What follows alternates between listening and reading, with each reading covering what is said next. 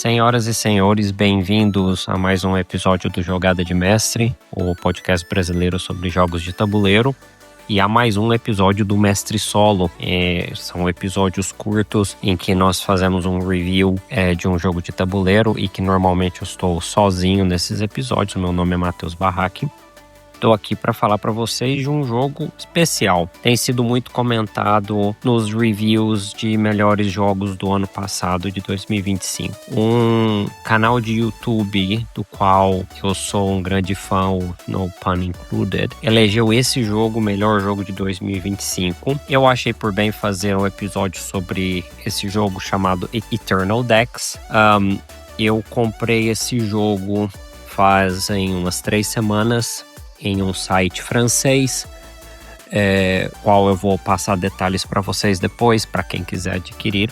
Esse jogo é um jogo independente, publicado no Japão, saiu através de um Kickstarter ou um GameFound, e ele teve uma impressão muito limitada. Saiu uma versão em japonês e em inglês, que é a versão de Kickstarter dele, mas uma empresa francesa chamada Pixie Games publicou o jogo ainda em 2025. O jogo ainda está disponível para quem se interessar. Tem um site francês chamado ludophile.com em que você pode, eles têm o jogo disponível. Eu não sei quanto fica com frete e impostos para o Brasil. Para mim, obviamente, eu moro na Europa, foi mais fácil adquirir esse jogo. Eu queria falar com vocês sobre ele, até para esclarecer a dúvida de algumas pessoas que devem estar se perguntando se esse jogo seria bom para elas adquirirem ou não, e se realmente vale todo o hype. E eu sou fã de jogos cooperativos, então Eternal Decks é um jogo cooperativo. Um jogo cooperativo de comunicação limitada, você não pode conversar. Um exemplo de um jogo parecido com essas duas mecânicas foi o SkyTeam, lançou em 2024. Também é um jogo cooperativo em que você não pode se comunicar. Mas Eternal Decks é um jogo com muitas cartas e ele é um jogo que faz muitas coisas diferentes do que a gente está acostumado. Para começar, eu queria enfatizar que o jogo tem, na verdade, 5 cenários diferentes, de A até E. Esses cenários têm 4 níveis de dificuldade diferentes. Então, é um jogo que ele tem essa flexibilidade que te permite apresentar ele para pessoas que não são jogadores inveterados, mas também te permite trazer ele para a mesa com jogadores mais experientes, porque ele tem de modo beginner a pro. Para todos os cenários existe esses 4 níveis de dificuldade. Ele é um jogo com muitas cartas, vem com um tabuleiro que é um pano, né? Não é um tabuleiro tradicional feito de papelão. Ele tem uma história interessante, ele é um jogo abstrato, mas nesse jogo os jogadores são pessoas que foram transportadas para uma outra dimensão, para um outro mundo, e que tem que buscar uma maneira de sair desse mundo, tentando desvendar os segredos dos Eternos, que são seres que regem esse mundo, que são representados aqui no jogo por diferentes decks de cartas. Eternal Decks é um jogo de 1 a 4 jogadores. Vou falar do modo solo depois. Cada jogador representa uma energia simbolizada pelas cores primárias: vermelho, azul, amarelo, verde, assim como num jogo de Uno. Você começa com 5 cartas no seu deck e 3 dessas cartas começam na sua mão. E uma das condições de derrota do jogo é o jogador não poder executar nenhuma ação ou seu deck de cartas esvaziar de qualquer jogador. Ou você tirar a carta de fim de jogo, que eu vou explicar mais pra frente como isso acontece. Essas cartas são colocadas em 4 fileiras no tabuleiro. No final de 3 dessas fileiras, você vai ter 3 pilhas de cartas em cada uma, e no topo de cada uma dessas pilhas de cartas você vai ter um dos Eternos. Existem 24 Eternos dentro do jogo, e cada cenário você tem um grupo diferente de 9 Eternos, ou até 10 em alguns casos, que compõem aquele cenário em particular. Então cada Eterno te dá uma pilha de cartas que você adiciona no seu deck. E para você conseguir conquistar cada um desses Eternos, você deve colocar cartas, você e seus companheiros de jogo devem colocar cartas nessas fileiras, obedecendo certos critérios. Cada uma dessas fileiras representa um local, pode ser floresta, pode ser acampamento, pode ser montanha, pode ser uma caverna. E dependendo de qual for o local, diferentes condições de jogo se impõem para aquela fileira. No cenário inicial, por exemplo, a primeira fileira é a montanha. Portanto, as cartas que vão nessa fileira devem ser colocadas de forma ascendente. E você tem números de 1 até 9 em cada um dos decks de cartas. Então você deve colocá-las de forma ascendente. Outro critério que também tem que se obedecer em todas as fileiras é que você não pode ter cartas de mesma cor adjacentes uma à outra, e você não pode ter o mesmo número nas cartas dentro de adjacentes uma à outra também. A segunda fileira no primeiro cenário é a caverna. E ao contrário da montanha, agora a regra nessa fileira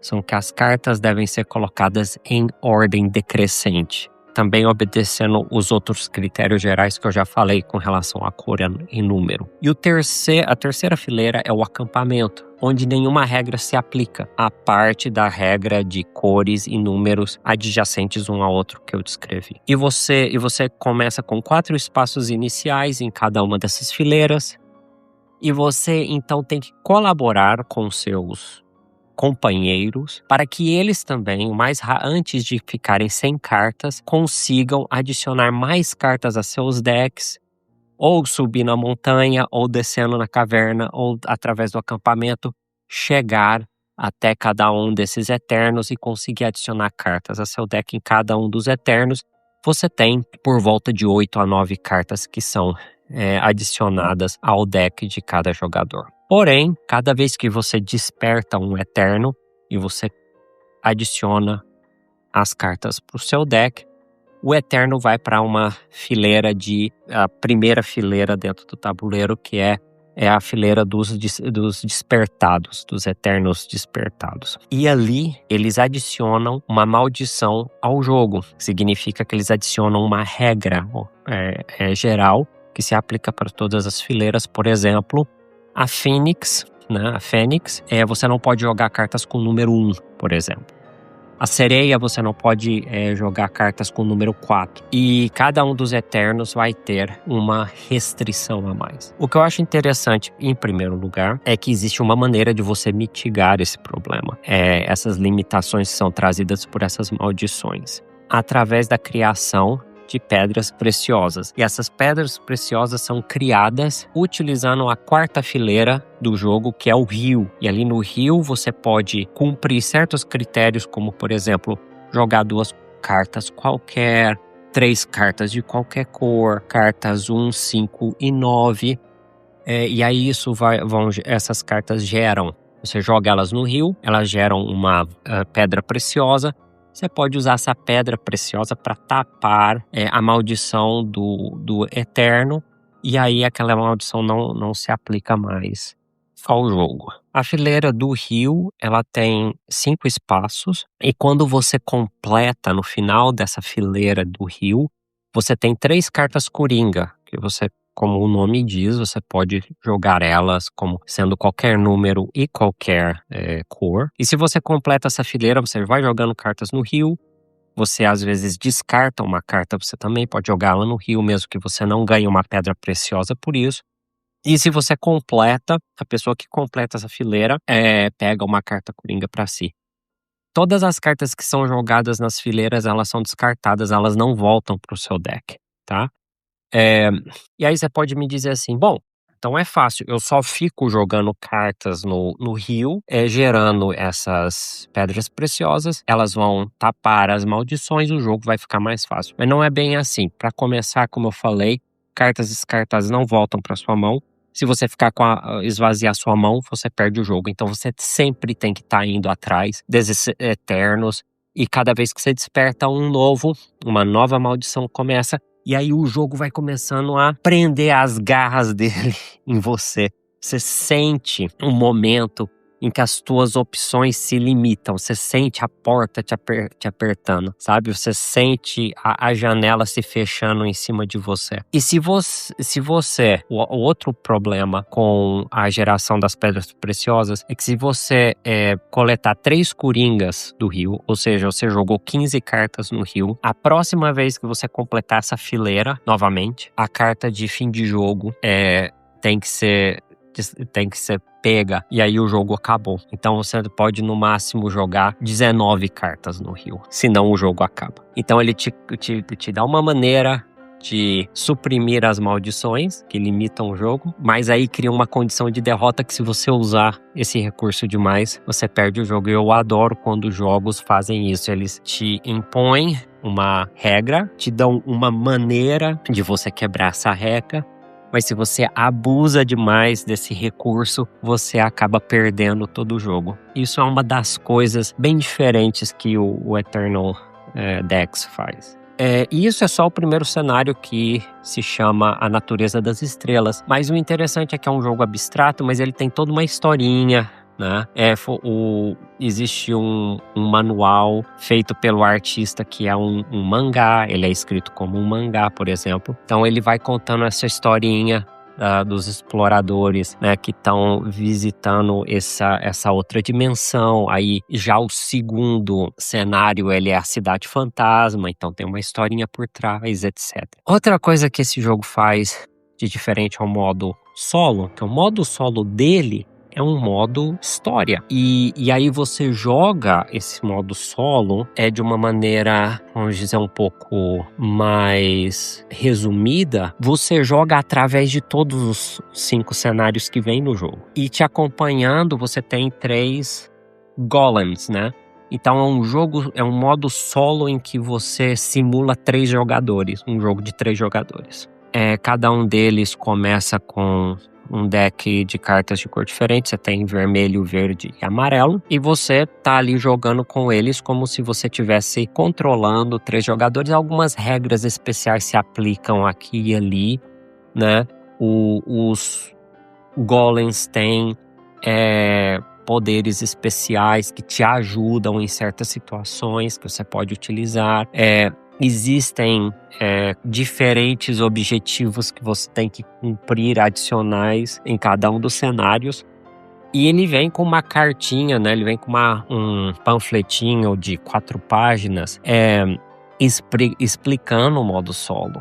E tem também uma historinha por trás, né? Tem aqui, por exemplo, o modo história. Começa a história do alquimista e seu gato adorado e a busca da felicidade no mundo dos eternos, por exemplo, né? E aí ele te conta uma história, quem é você e tudo. Então é um jogo que ele tem coisas muito diferentes rolando com ele. Para começar, a jogabilidade, né? A rejogabilidade desse jogo é uma coisa muito especial pela quantidade de modos diferentes, pela quantidade de cenários diferentes. Então você tem 20 maneiras diferentes de jogar esse jogo. Você pode jogar 5 cenários em cada uma dos níveis de dificuldades diferentes que vão adicionando novas regras, adicionando novos desafios. Tem um modo solo muito interessante com essa história rolando, né, com as regras especiais, te explica como gerenciar com 3 jogadores tudo que você tem que fazer e tudo mais. Tem uma arte assim, uma arte gráfica que não sei, a melhor maneira que eu posso escrever, quando eu tava olhando, eu achei essa arte muito familiar. Eu não sabia de onde eu reconhecia essa arte. E meio que me veio na cabeça Nier Automata, o jogo do Yoko Taro. em que certas partes da história são contadas por meio de desenhos rústicos, né, contando a história do conflito entre robôs e androides e tudo. E essa arte me lembra essa maneira como a história antiga é contada dentro de Nier Automata. É a melhor maneira como eu posso descrever. Por isso que essa arte me pareceu familiar inicialmente. Eu falei já para algumas pessoas, eu acho a caixa feia. Eu acho a caixa do Eternal Dex muito feia. É uma caixa com um roxo claro e todos os Eternos, assim, em cor preta, né? E uma fonte, assim, estranha. Não faz meu estilo. Eu gosto da arte do jogo em geral. Acho legal. Não acho nada surpreendente, tá? Mas tem gente que acha, assim, surreal. Adora. Não sou nem contra nem a favor. Serve pro que é o jogo. E acho que dá uma personalidade especial pro jogo. Então, esse jogo é pra você. Se você gosta de jogos cooperativos, se você gosta de trick-taking, sim, é um jogo que, para quem gosta desse estilo de jogo, gosta de modo solo, acho o modo solo dele único. Acho que é um prato cheio para quem gosta de jogos com modo solo. Com certeza, eu recomendaria o modo solo do Eternal Dex para qualquer pessoa que gosta desse estilo de jogo. Agora eu quero endereçar a questão do hype. É o melhor jogo de 2025? Na minha opinião, não é o melhor jogo de 2025. Eu, de maneira nenhuma, me arrependo de ter comprado Eternal Dex, tá? É um jogo que, pra mim, tem uma nota por volta de 8. Faz o meu estilo de jogo. Eu vejo me vejo jogando esse jogo com a minha família, me vejo jogando esse jogo com amigos mais experientes. Então é um jogo que ele cumpre muitas funções dentro de uma coleção. Eu até falei pro pessoal da bancada do Jogada de Mestre que eu queria incluir o Eternal Dex numa lista de jogos casuais. Aí Tadeu falou assim, jogo casual? O Eternal Dex é casual, né? Eu falei, ele pode ser casual. Ele pode ser muitas coisas. Ele é um canivete suíço, né? Para quem constrói uma coleção em volta de... eu tenho diferentes grupos de pessoas com quem eu jogo, então eu tenho que ter uma variedade de jogos de todos os níveis. Ele serve esse propósito. Ele é uma caixa pequena com muitas cartas, muitos jogos de modos de jogo e que servem para várias ocasiões. Então, nesse sentido, é um jogo muito bem desenhado, muito bem feito, muito bem planejado, tá? O fato de que eu tô dizendo que ele não justifica o hype que se criou em torno dele, não quer dizer que eu não admiro o jogo. Admiro e acho que ele tem uma função para cumprir dentro da coleção de muitas pessoas. Se você tiver interessado, por favor, não pague o preço absurdo que está sendo pedido. Ele é um jogo que ele vem com 2 manuais, além desse panfleto do modo história. Mas ele é um jogo independente de língua, tá? As cartas são só iconografias. Algumas cartas, os Eternos, têm nomes, né? Eu tenho a versão francesa do jogo.